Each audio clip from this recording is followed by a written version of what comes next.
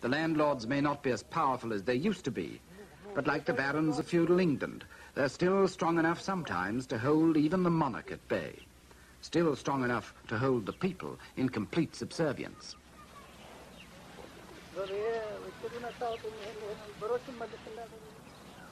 Biggest of all the landlords is the Ethiopian Church.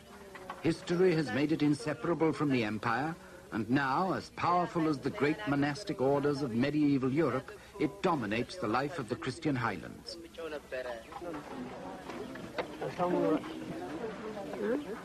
The church is the cross that is also the nation's salvation, both a reactionary burden and a civilizing influence. Its priests may be ignorant, but they're usually the only people for miles around who can read or write. Its schools are pathetic, but until Haile Selassie's reign, few other schools existed. 90% of his people remained totally illiterate.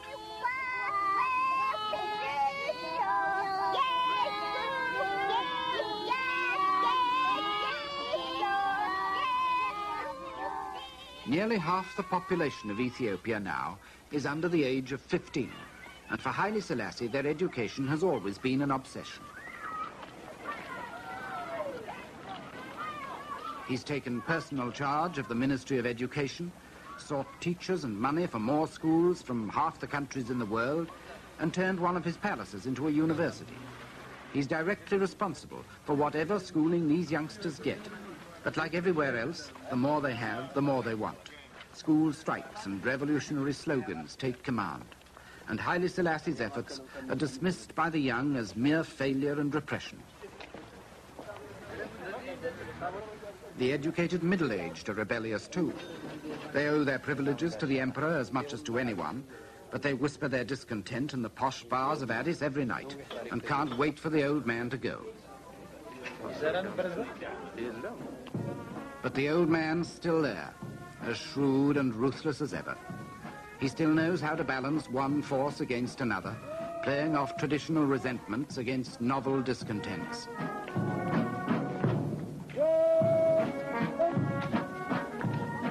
Some of the latest challenges to Haile Selassie's rule combine the old and the new Ethiopian divisions and discontents.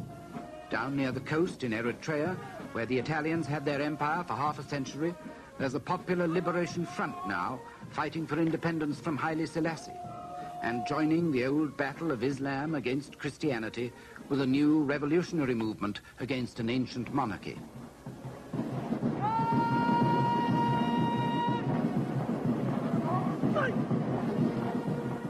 The emperor can send his army to deal with that. But it hasn't always been easy for him to deal with his army. His soldiers now are a far cry from the barefoot rabble that Mussolini's men destroyed nearly 40 years ago, and farther still from the medieval cavalry that won him his crown 20 years before that. But only 10 years ago, some of his soldiers tried to throw him out, and very nearly succeeded. It could happen again. The classic 20th century military coup d'etat against an aging ruler.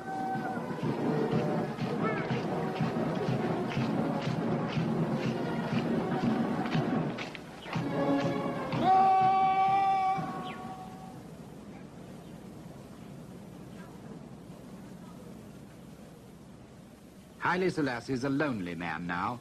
His wife, 2 sons, a daughter are all dead, and though others remain to keep him company now and then, the essential solitude of his life on the tightrope of power must grow more oppressive every year. On one side, there's still the old Ethiopian world of feudal power and tradition. On the other, there's the new challenge of his own reforms, the educated youngsters and the modern army officers who want the world and would like it now. They're the upper and nether millstones which have ground many a good man exceeding small, especially in this century.